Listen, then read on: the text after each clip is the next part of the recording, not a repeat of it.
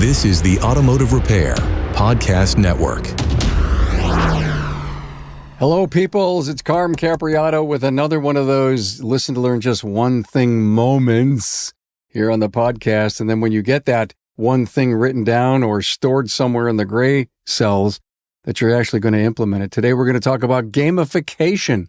Now, we've done gamification episodes a while back, maybe a completely different vein, but the best way to talk about gamification is with my two guests. Can't wait to introduce them to you. Thank you so much to NAPA Tracks, today's class, KUKUI, and Pit Crew Loyalty for today's partnership.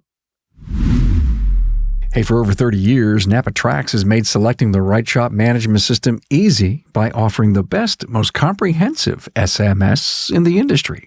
We'll prove to you that Tracks is the single best shop management system in the business. Find NAPA Tracks on the web at napatracs.com. Hey, how well does your team know their stuff? Test their automotive skills with the Today's Class Basic, Advanced, or Service Advisor quizzes. It's a quick, effective way to spot gaps and grow stronger teams. Take the quizzes now at todaysclass.com/TC quiz. Shop owners, stop juggling multiple marketing tools. KUKUI's integrated platform, they deliver 4 times better website conversions, automated follow-up, and real-time ROI tracking. Get industry-leading customer support with KUKUI. That's KUKUI.com. You're probably tired of chasing new customers who never return. We understand. Pit Crew Loyalty ends the one-and-done cycle, turning first visits into lasting, reliable revenue. On the web at pitcrewloyalty.com. Hey, welcome back, everybody. You know, we're going to just remind you again about this really cool app that we have, arpn.app. It is for your smartphone. It's the ultimate professional repair podcast playlist. You can save things. You can share. You can download if you're not near Wi-Fi. You're on an airplane. You want to listen to our stuff. And guess what? Version 2 is coming out soon. I'm having so much fun helping create that. Oof. It's going to have more stuff on it than you could ever imagine. We're going to actually put a little stick of dynamite in your hands. Let me welcome my two guests. Wow. These are two really great people and friends in the industry. David Boyes, president of Today's Class. Hello, David. Hello. Glad to be back. Good to see you. And Brad Updegraff, owner of Dave's Ultimate Automotive. Thank you for having me, Carm. I'm happy to be here. We're talking Austin, Texas. We're talking 7 locations plus an ADAS calibration store, huh? That's right. Damn. What do you do to stay busy? Go to work, pretty much. That's about it. Definitely calibration and the ADAS world is certainly new to me, but it has been a pleasure to learn more about this industry as we go. And I feel like I've really wrapped my head around it quite a bit now. So it's been fun. Let's take a side trip here, David, if you don't mind, and ask Brad, were you one of the first in your area? What motivated you to want to do this?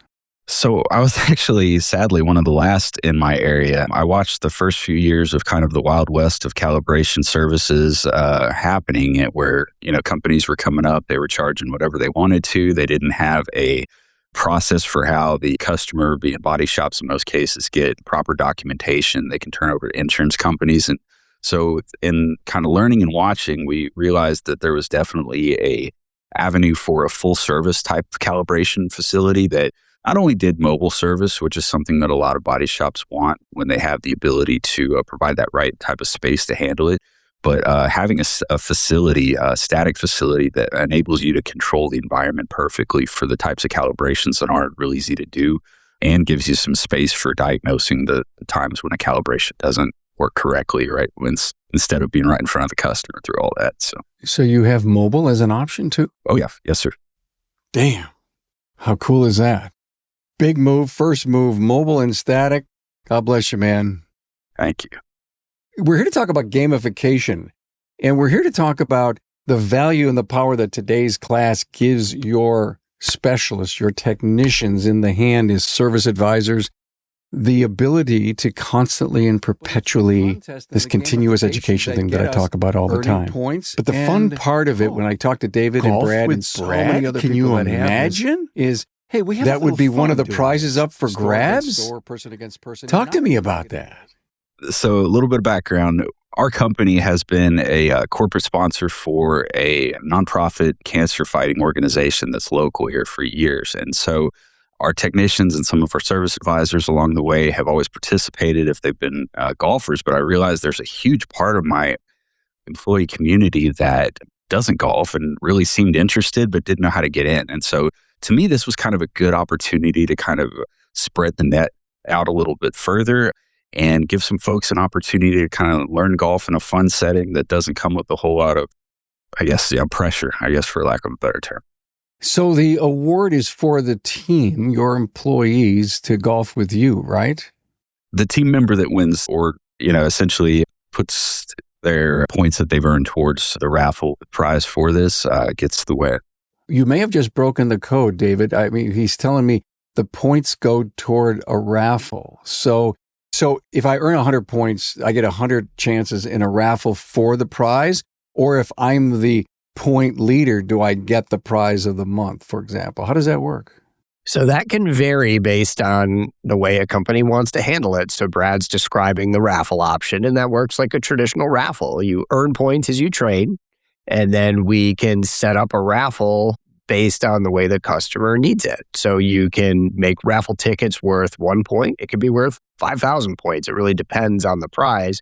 So we'll work with customers to find that sweet spot. It's always a bit of an art rather than a science to find out, okay, we want to make this challenging but attainable. We want to understand what this prize is. So if it's a very, very expensive prize, like one that some groups will leverage is time off. We don't want to make that very, very attainable, or at least you got to earn your way to get there. So it's pretty flexible, but the way it would work, let's say that golfing with Brad, a raffle ticket costs 50 points. The raffle gets scheduled. It'll run at a particular time. The three of us can train. We can spend our points on raffle tickets. And then maybe on August 5th at 1 Central, that raffle will run. The system will randomly select one of those tickets. And Carm, if you're the lucky guy, you walk away with an opportunity to play golf with Brad. I just got to fly to Austin. I am intrigued, very intrigued by this, because I think what you opened up is the creativity behind this.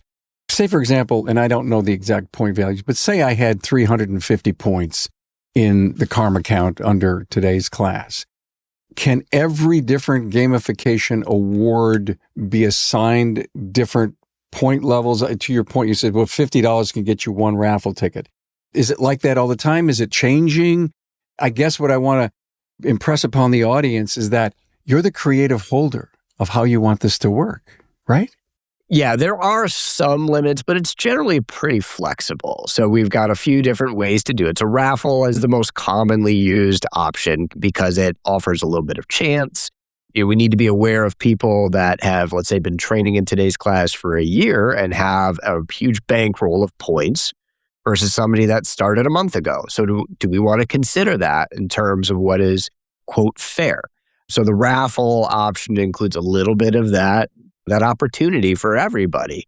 There is an auction functionality as well, which gets a little more cutthroat, where maybe you have a little steeper of a prize and you're all kind of putting your points towards it, and it can get a little feisty. There are some groups that have backed off of that a bit. I guess one of the takeaways for anybody listening is that these are great tools to augment the environment. We always need to be thinking about the unintended consequences of this. So for example, with the auctions, we have had situations where somebody really got their heart broken because they didn't get the prize. And, they were a little bummed, and it took a little time to kind of re-engage. And then the last flavor that we have is more of a shop. So whether it's swag or tools, or again, it might be a half day off, shops can say, look, we want to make this prize cost 1,000 points. We know it's going to take a month for somebody to earn that many points. And if they train for a month, great. I'm happy to have them redeem those points, for this particular item. So it's pretty flexible, both in terms of the models and then also timing. Brad's team is pretty good. They're way out ahead, kind of scheduling these things over time. We have other groups that maybe do it sporadically. It's really just what best fits your team. I love the idea of the scheduling, Brad. I've got a kind of a short story, if you don't mind, to share that works well with that. One of the gifts or prizes that we put out for auction in the golf theme was some of my old golf clubs as I retired them. And I had a particular service advisor that wanted my old driver so bad. And he unfortunately didn't have as many points as some of his team members in the shop. But what happened is the team members realized just how bad he wanted it, and everybody bid for that and essentially locked the auction out to where somebody at that location was going to win.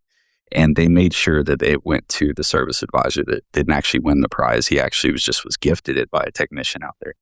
What a relationship builder, right? I mean, that's the kind of stuff you can't make up.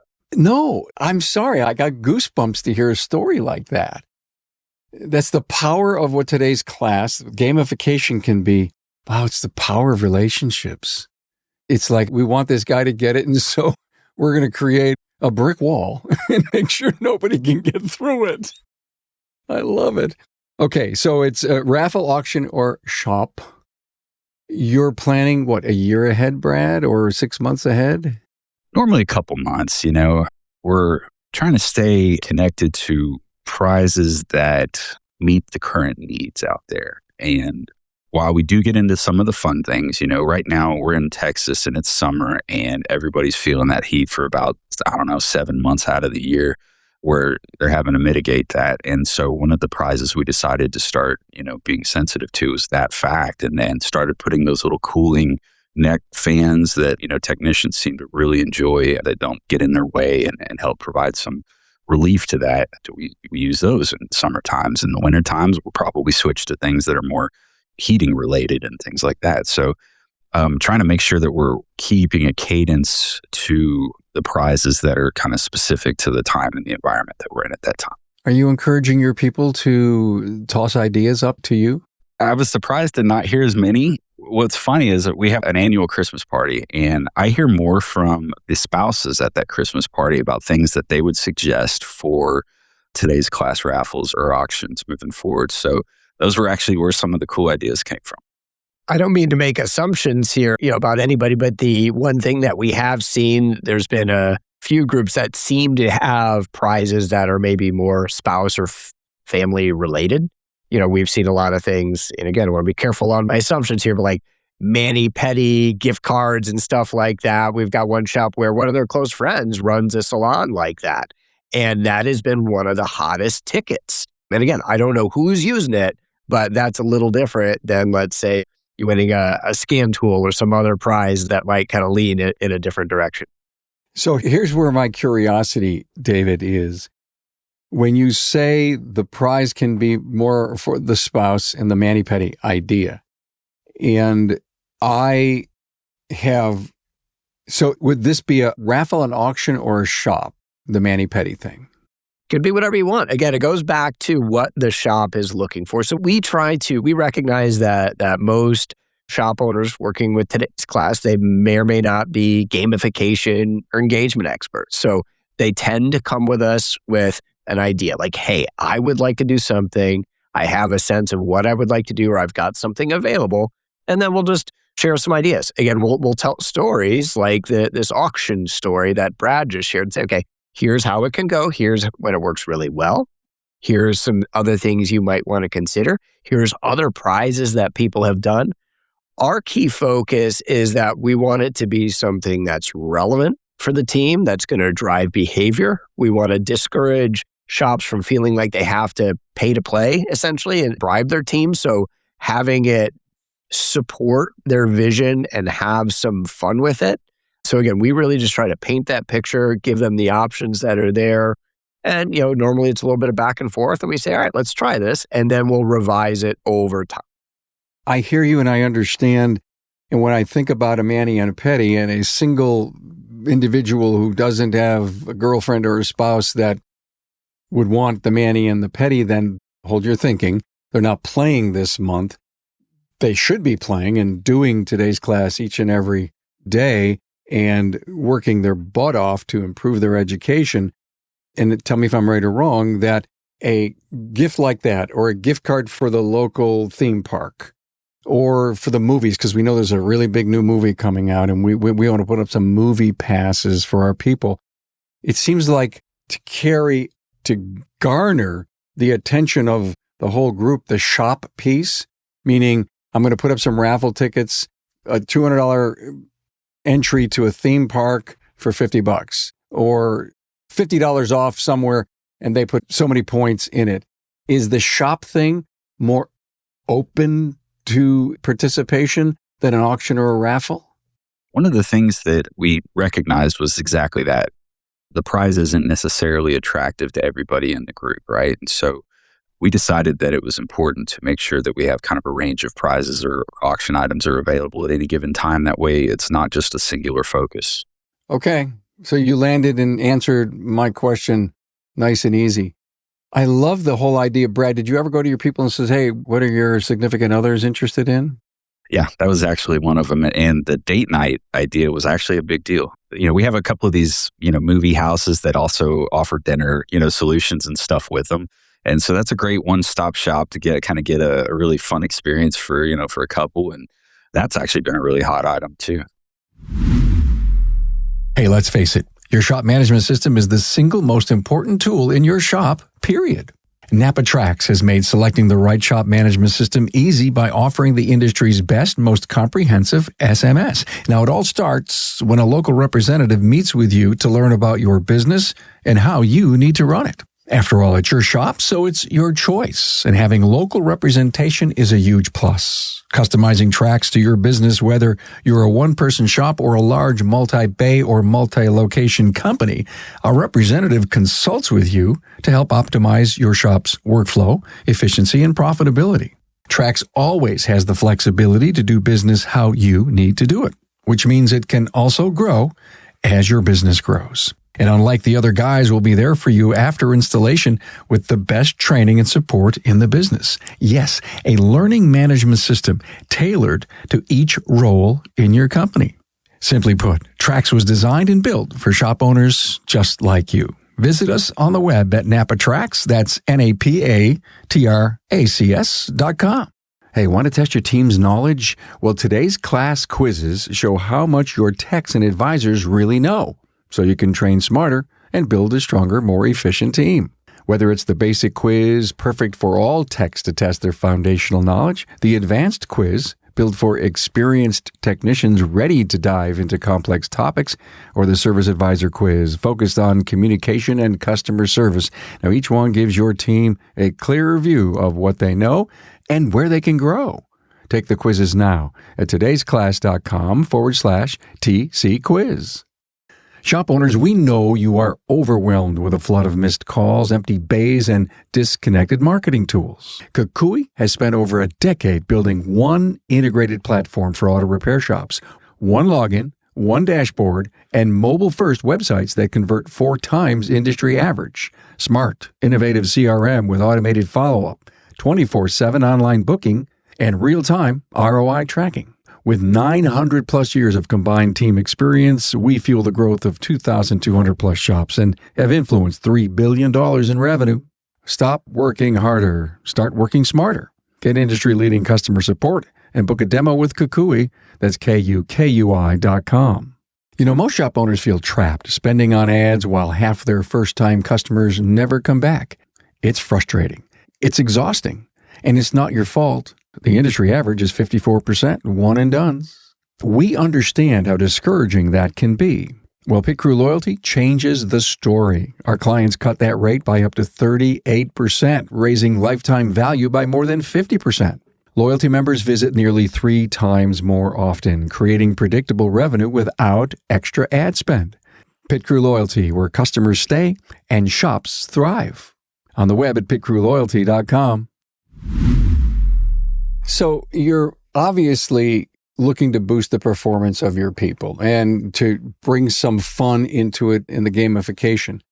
Brad, your people, and David, from all your experience with today's class, when your people are in the trenches and working on this, and forget about the gamification piece, what's going on in the competitive educational edge amongst people. What's the discussion, Brad, about my today's question and the fact that I've taken a look at the page? We can go to The leaderboard? the leaderboards, look at them and see what's going on and find out where my areas of expertise is and what do I need to work on. Is that way more important than gamification right now? I'll answer first. I think it's actually as important, if not a little bit more, because I think that the whole purpose of this training app is simply just to create the consistency and engagement and the culture around training on a daily basis, right? The gamification, I think, is really just the engagement tool that helps keep the focus where it needs to be and making sure that that's, accountable on a routine basis. David, do you see more gamification, more participation, more satisfaction in the app? Yeah, I would say if groups leverage it in some way, whether it's just the straight competition or the rewards component, yeah, that tends to be a factor. Because to Brad's point, it becomes part of the conversation. It becomes a way to measure engagement, a little bit of, spirited competition, or at least some awareness. We're finding more and more shops also that are using the points as a way to just be a very simple barometer of participation. So the way that it works is each month your tally essentially resets. You still continue to accrue a balance for rewards and stuff like that. But on August 1st, everybody reset to zero and they start building back up. We're finding more and more shops that while we provide a ton of reporting options, if you want to look at timestamps of logins or minutes that people spent in, some of that is a little much for somebody that's very busy and running a shop. But points, you could say, look, the target here for the month is everybody, if they're doing a good job, if they're doing this pretty regularly, we expect them to earn, let's say, 1,100 points for the month. If everybody's meeting that, great. Maybe we layer in something in addition to that if we all meet that target as a team. On the other hand, maybe we've got somebody that's dragging things down a bit, and maybe that slows us down from meeting our team target. Maybe that slows down our team average against other stores. But again, it's something that cuts through some of the noise and really focuses on a very simple way to say, are you engaged or are you not? David, I want you to listen to Brad's answer to my next question. Okay, Brad, this was one of David's topics, but I want to give it to Brad. It's starting about the why. When you decided to bring on today's class, how did you explain to them that it was going to bring value to not only their life, their career, and the business? What was your why? Okay, that was a fun pitch, actually. So we have the history of what I'm going to consider failed training exercises to lean on, right? And so those were the 4-hour sessions that you would try to send your technicians to after they've just worked a 10-hour day in the heat, and half of them are falling asleep in class. Half of them are there because you told them to be, because they're not really engaged and interested, and maybe pick up a nugget or two of information along the way. You spend money on these classes, and the return on investment is really hard to measure in that way. So for me, my selling point to the team was, look, I can do away with all of this extracurricular outside training if we can invest in this wholly. And I'm going to obviously reward you for, the continued participation in it through these prizes that we'll offer. But I want you to understand that how important continuous training is to me as a business owner, how it is to our team, and the benefit of the impact of it. So for our general service employees that don't have ASE certifications or the experience to match yet, it has given us a pathway to being able to essentially tell or show our employees and our technicians how we're going to get them to certifications, which earn them extra compensation and eventually flag roles in the company where they're on an hourly basis as well. So for the young guys, it's a growth process that you're able to instrument and show in a way that wasn't available previously. For the technicians that have been doing this for a long time and are at master level, they're very aware that technology in the vehicles is changing, and to send a technician to a very specific class to focus on one particular area versus having a daily light level of immersion into that on a daily basis, it was an easy sell for the technicians in those cases because they saw that as a much better use of their time and something that still gets them to their end result goals that they have. Great answer, David. I like that. So now my follow-up for you, Brad, is how long after the implementation did you decide that we were going to have some extra fun with gamification? Was it a year? I don't know that it took a whole year because we started seeing a little bit of the stagnation in the interest of the prizes because they were just somewhat generic. I was using, our local vendors. NAPA is obviously a great partner for us, and they do a lot for, helping out in these types of events when all we got to do is essentially ask them for what we're looking for and they can provide. But a lot of other vendors out there are certainly trying to be in our good graces and will absolutely, commit to, even if it's a monthly prize that they can, put onto their books that, we know that we're going to be able to be able to use as well. That was, kind of how the nature of it started. And we realized that, at some point, everybody's got a set of screwdrivers and a magnetic tray and things like that. And it just became less interesting. And so there was a measurable, I don't want to say commitment drop off, but it was just that we wound up having to reinforce the use of the program a little bit more at the beginning as that prize stagnation kind of started. So part of the reinvigoration was obviously trying to figure out some outside the box thinking there. Is it now solidly in your culture? Very much so. I would say that, we're still people. And so the circumstances that any one particular shop or group of folks would deal with, can obviously have its own effect on, extracurricular things like training and things like that. But if you've got the administrative side of it on track, your store managers focused on making sure that accountability is done daily, whether they're doing, daily huddles with their group and just reminding them at that time, hey, we've got a few folks that haven't finished their training yet. Let's do it then. It needs to be kind of part of the system and the culture of the daily operation. What I heard him say, David, was don't ignore it.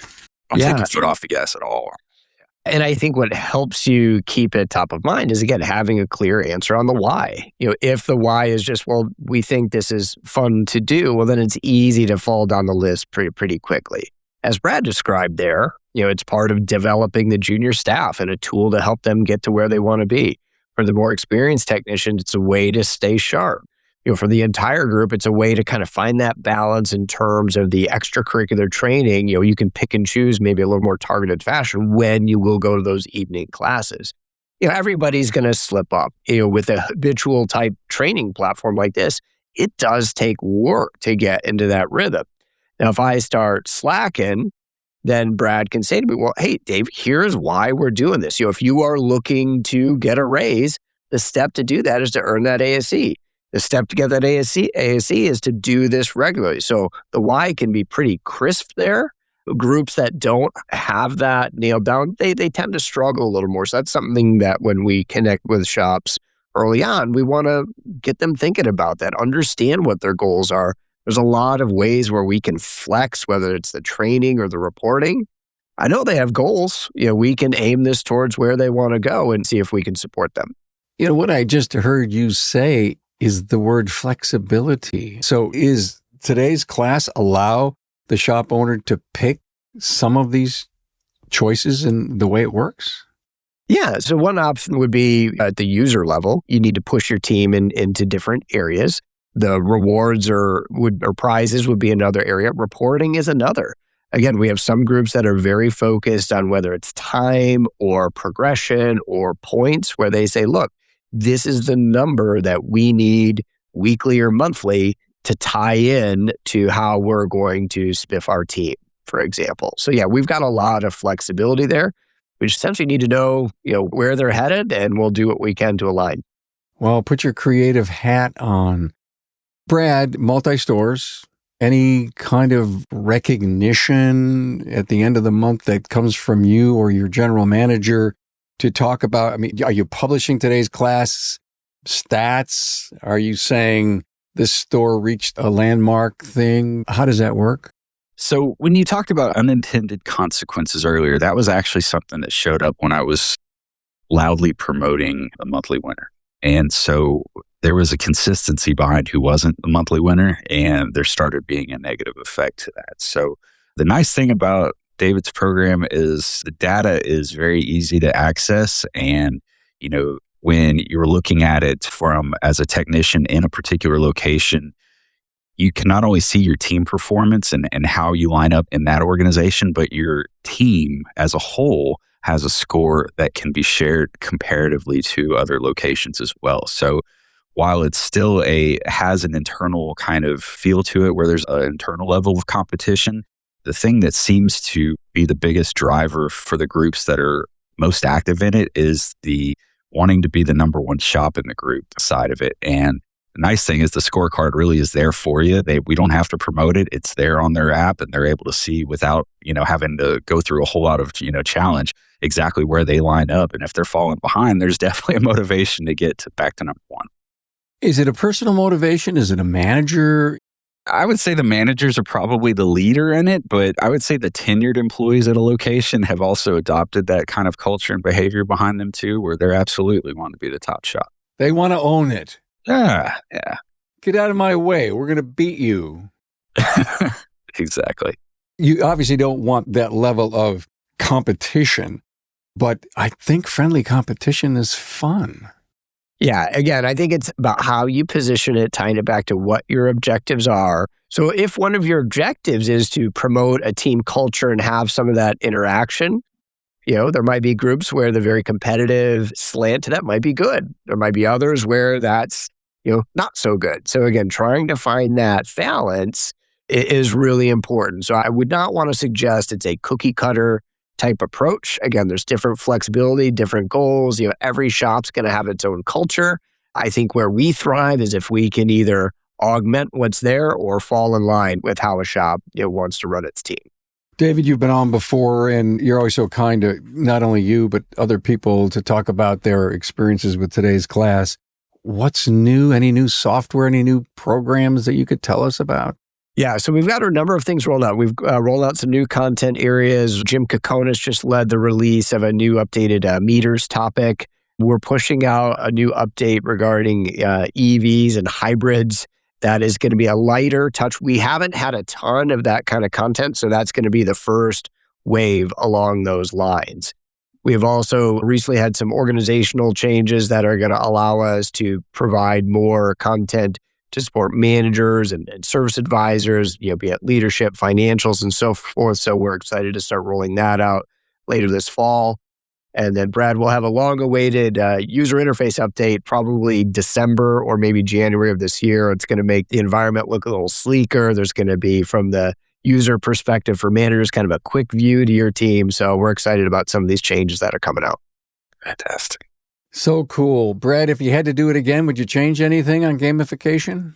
I think I would probably just have started out with a little bit more of creativity. I didn't realize just how, I'm going to use that word, flexible this program really is. And David works so well specific to your needs. I think we recently sent him over what we call the Dave's Playbook, and it's kind of a service advisor 101 of everything I did when I was writing service, the why behind it, everything, right? It's just kind of if you peek inside Brad's brain, but I wanted to have that as the structure.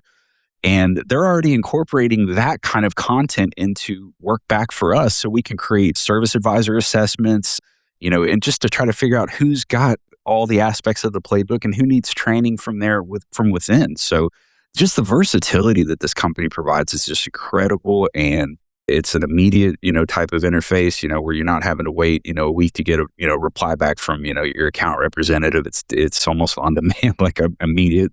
And I know David, it's amazing that, imagine he, even works with other shops because of how responsive he is with us. So I can't think of one thing that would honestly change, to be honest with you.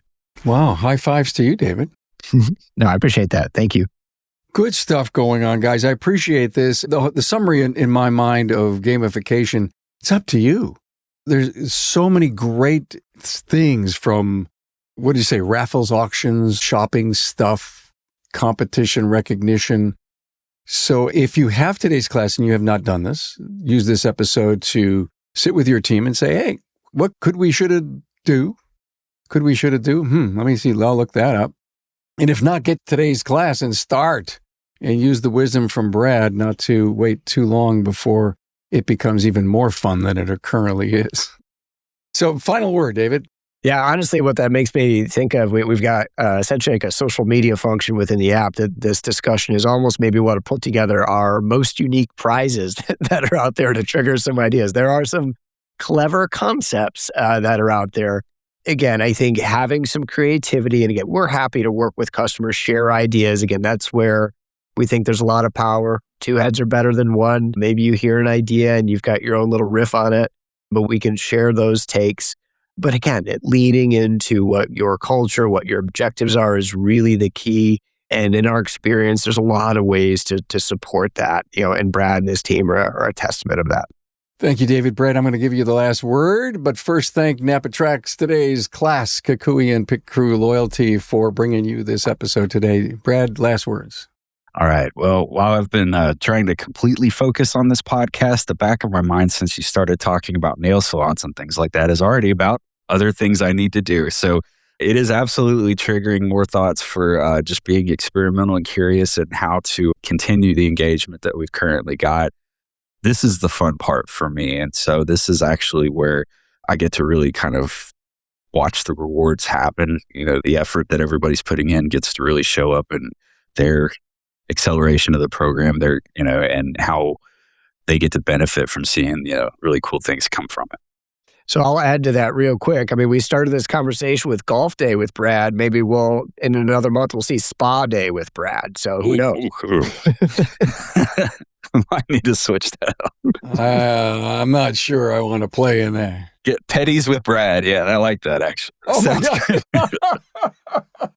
Oh, thank you, David, for taking us to great places here. Thank you guys for being here. Appreciate it. I've enjoyed it. Thank you, guys. Thanks, guys. Thanks for being on board to listen and learn from the premier automotive repair business podcast, Remarkable Results Radio. Get your episodic education on the ARPN listening app at automotiverepairpodcastnetwork.com. Also enjoy the podcast on our Carm Capriotto YouTube channel.